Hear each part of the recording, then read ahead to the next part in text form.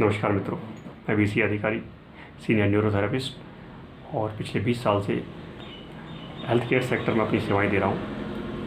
आज जो विषय आपके सामने लेके आया हूं वो है 1 साल से लेकर 18 साल तक के बच्चों का स्वास्थ्य।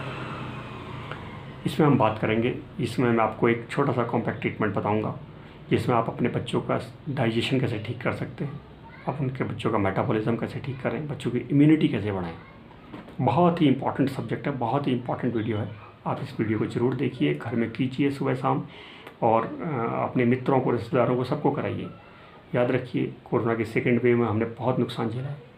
हमारे बहुत आसपास के मित्र मंडली में, हमारे मित्रों में, हमारे दोस्तों, रिश्तेदारों में या आस पड़ोस में हमने कई ऐसे लोगों को खोया है। थर्ड वेव कोरोना की हम बर्दाश्त नहीं कर पाएंगे अगर बच्चों के साथ कुछ हो गया तो। बच्चों से हमारे सेंटिमेंट, हर आदमी इमोशनली जुड़ा हुआ है और बच्चों के साथ हमारे इमोशंस तो ही हैं, बाकी बच्चे देश का भी फ्यूचर है। हर बच्चा देश की अमानत है। You never know what is going to become tomorrow. तो इसलिए बच्चों का स्वास्थ्य का ध्यान रखना है, ये ट्रीटमेंट हमको करना है। बाकी जो काढ़े वगैरह आप ले रहे हैं वो लेते रहिए इम्यूनिटी के लिए, और बीच बीच में एक ब्रेक भी दीजिए। फ्री इंटरवल होता है जिससे कि जो है बाकी कोई गैस्ट्राइटिस वगैरह कोई और प्रॉब्लम ना खड़ी हो। और इस ट्रीटमेंट को आप लीजिए, 1 महीना लीजिए लगातार, उसका फिर 15 दिन का ब्रेक दीजिए, फिर 1 महीना लीजिए, फिर 15 लेते रहिए बराबर इस ट्रीटमेंट को। सुबह शाम बच्चों को सिखा दीजिए इस ट्रीटमेंट को। याद रखिए, एक बात को फिर से मैं बोल रहा हूँ आपको, हमारे पास इस कोरोना काल में इम्यूनिटी के अलावा कोई दूसरा चारा नहीं है। जो पहले कह रहे थे ना कि जो है पहले हाइड्रोक्सीक्लोरोक्विन का इफेक्टिव है, फेल हो गई। उसके बाद फिर इन्होंने कहा आइवरमेक्टिन इफेक्ट, फिर उसके बाद डॉक्सीसाइक्लिन, फिर उसके बाद एजिथ्रोमाइसिन, उसके बाद रेमडेसिविर, उसके बाद प्लाज्मा थेरेपी, सब कुछ नहीं काम कर रहा है। They have accepted it. उन्होंने स्वीकार किया इस चीज़ को कि जो है ये काम कुछ नहीं कर रहा, कोई इफेक्टिव नहीं है। ये हमारा केवल इम्यून सिस्टम ही वायरस को मारेगा। बैक्टीरिया के लिए तो ठीक है, एंटीबैक्टीरियल्स वगैरह अवेलेबल हैं, बट वायरस के लिए कोई भी हमारे पास अभी दवाई नहीं है। हम जो भी कोई वायरल इन्फेक्शन भी होता है, अभी कफ कोल्ड का भी कोई वायरल इन्फेक्शन होता है, उस बीच में भी एंटीबैक्टीरियल्स केवल सेकेंडरी इन्फेक्शन को रोकने के लिए दिए जाते हैं। उनको जो है वायरस के लिए नहीं दिए जाते हैं। वायरस को तो हमारी बॉडी ही मारती है, हमारे इम्यून सिस्टम, हमारे अंदर का हमारे एंटीबॉडीज़ ही मारती हैं। तो इसमें और किसी के कहने पे मत आइए।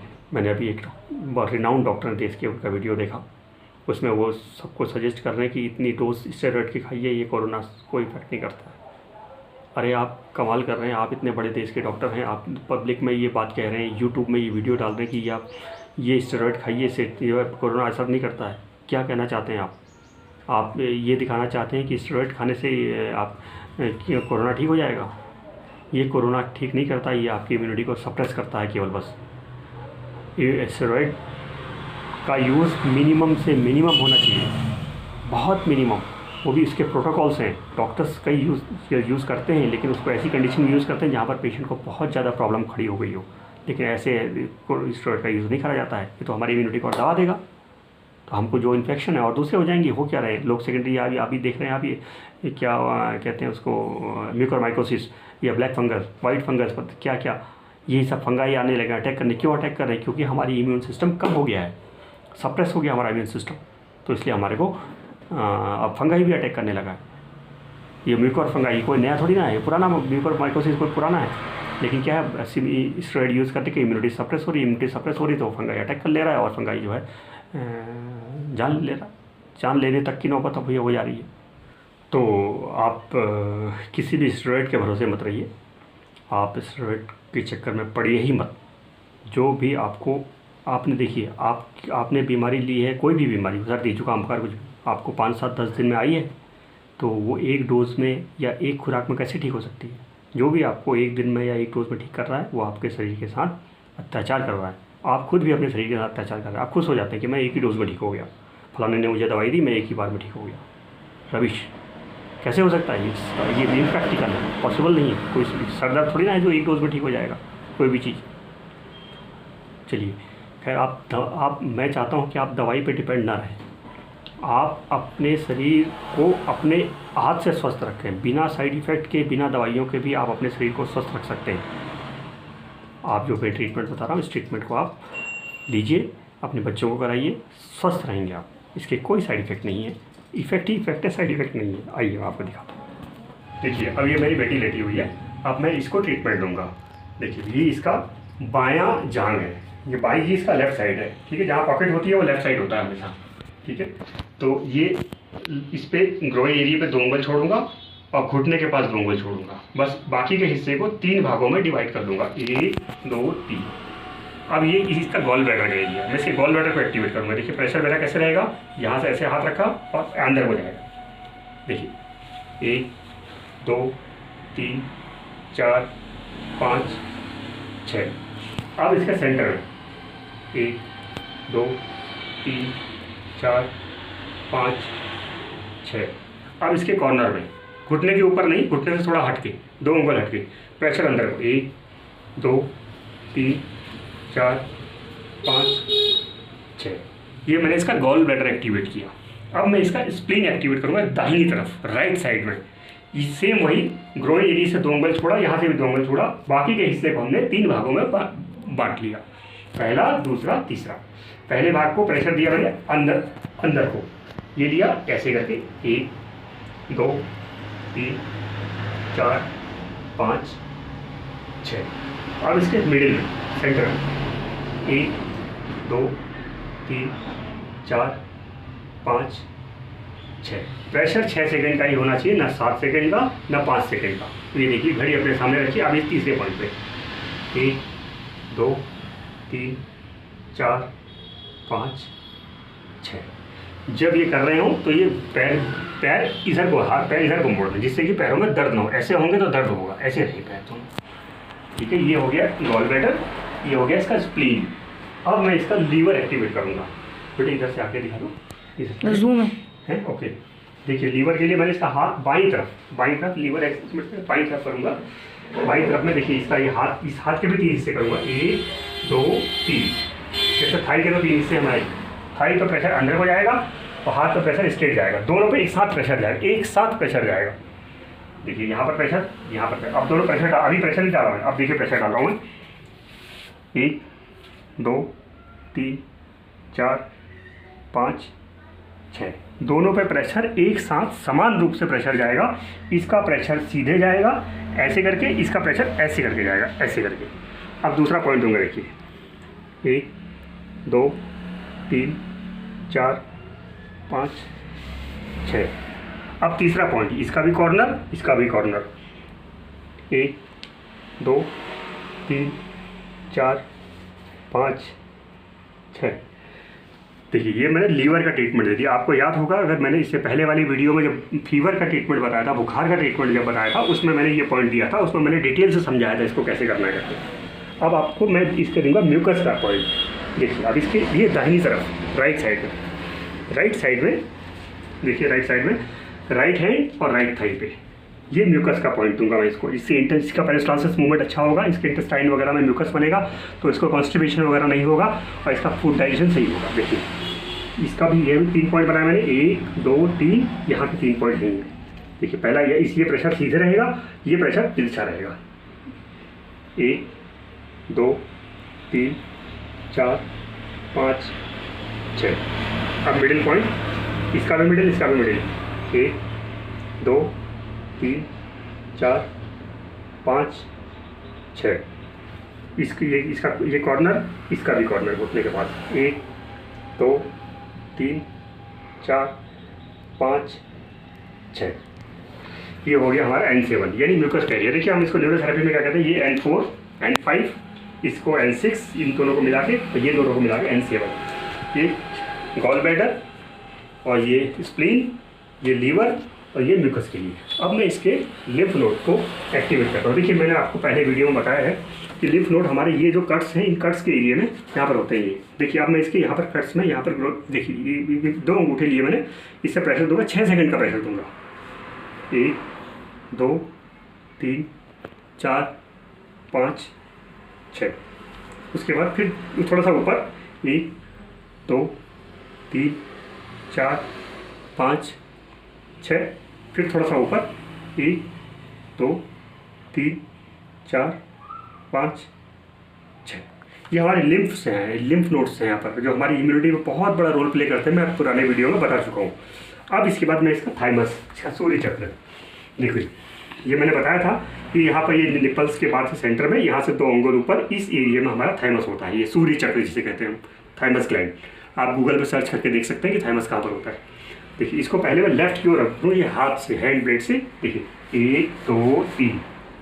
अब उसके बाद राइट साइड में 1 2 3। पहले लेफ्ट में किया फिर राइट में। अब देखिए फिर लेफ्ट में चेस्ट खोलूँगा 1 2 3 ऊपर को।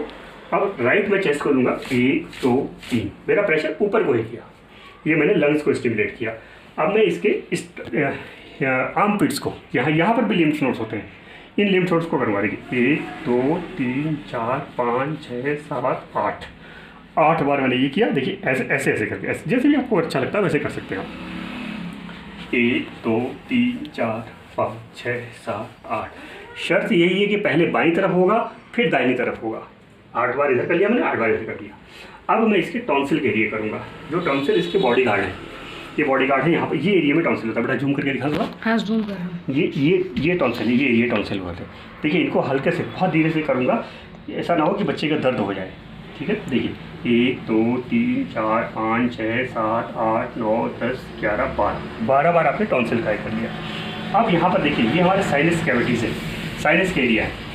हमारे कोई भी बैक्टीरिया या वायरस एंटर करता है इसी से करता है। अगर हमारा ये एक्टिवेटर रहेगा तो ये बहुत सारे बैक्टीरिया वायरस यही मर जाते हैं हमारे। देखिए इसको करें 1 2 3 4 5 6 7 8 9 10 11 12 बार आपने इसको भी एक्टिवेट किया। कभी सर्दी जुकाम हो जाए, नाक बंद हो जाए, तो आप इस एरिया को अगर रब करेंगे तो आपको तुरंत आराम मिलेगा। अब इसके बाद हमने ये देखिए 1 2 3 4 5 6 बार ये भी साइनस के एरिया है सारे हमारे। ठीक है ना। अब इसका यहाँ पर हमने इसको ऐसे रब किया। अब इसका यहाँ पर क्लॉक वाइज 1 2 3 4 5 6 एंटी क्लॉक 1 2 3 4 5 6। बस ये ट्रीटमेंट हो गया। ये इतना सा ट्रीटमेंट है। ये ट्रीटमेंट आपको हार्डली इसमें अगर मैंने समझा के आपको बताया है, नहीं तो अगर आप वैसे करेंगे तो ये मुश्किल से मुश्किल आपका, मुझे लगता नहीं है कि 2 मिनट से 2.5 मिनट से ऊपर लेगा। मात्र 2 मिनट या 2.5 मिनट से ऊपर नहीं लेगा। अब आटा जूम हटा दे बेटा। देखिए अब ये दोनों मेरे बच्चे हैं, ये दोनों खुद आप देखिए परफॉर्म करेंगे, खुद ही अपने आप को ट्रीटमेंट देंगे। चलो हाँ चलो N4 1 2 3 4 5 6 1 2 3 4 5 6 1 2 3 4 5 6। अब N5 हाँ ये स्प्लीन 2 3 4 5 6 1 2 3 4 5 6 1 2 3 4 5 6 1 2 3 4। ये लीवर का प्रोग्राम है। N7 हाथ और जान दोनों साथ हो रहे हैं। देखिए 4 5 6। देखिए हाथ के भी 3 हिस्से हैं, फिर जान के भी 3 हिस्से। 4 5 6। अभी ये राइट में किया, आप लेफ्ट में किया, अभी और राइट में कर देखिए। ये म्यूकस कर रहे हैं। 1 2 3 4 5 6। बेटा स्पीड थोड़ी तेज़ हो रही है। हाँ 1 2 3 4 5 6 हाँ 1 2 3 4 5 6। हाँ ये देखिए अभी उन्होंने पूरा कर लिया। अब ये ग्रोइन एरिया में अपना ट्रीटमेंट देंगे। 1 2 3 4 5 6। हाँ थोड़ा सा ऊपर 1 2 3 4 5 6। हाँ ये तो ठीक कर रहा है। 1 2 3 4 5 6। बस हो गया, गुड। अभी अपने थाइमस को एक्टिवेट करेंगे। देखिए 1 2 3 1 2 3 हाँ 1 अब लंग्स को 3 1 2 3 हाँ अब हम 1 आर्म 2 पे 3 4 5 6 7 8। Very good. 1 2 3 4 5 6 7 8। 8 हाँ गुड। अब टॉन्सिल 1 2 3 4 5 6 7 8 9 10 11 12। Very good. अपने तरह 1 2 3 4 5 6 7 8 9 10 एक 11 टू ठीक कर रहा बेटा, ऐसे नहीं करना। 1 2 3 4 5 6 हाँ अभी 1 2 3 4 5 6 1 2 3 4 5 6 ये देखिए पूरा ट्रीटमेंट को करा। इस पूरे ट्रीटमेंट को मात्र 2.5 मिनट लगे। तो देखा मित्रों, आपने मात्र 2-3 मिनट के ट्रीटमेंट में आप अपने बच्चों को स्वस्थ रख सकते हैं। और चूँकि मैंने समझा के बताया, इस वजह से मुझे 4-5 मिनट लगे। बट आप ये देखिए, इसको सीखिए और बच्चों को सिखा दीजिए, सो दैट कि बच्चे खुद ब खुद कर लें। आपको वजह से इतना पूछना है कि आपने बड़ा ट्रीटमेंट लिया, इम्यूनिटी ट्रीटमेंट लिया सुबह शाम, बस इतना ही पूछना है।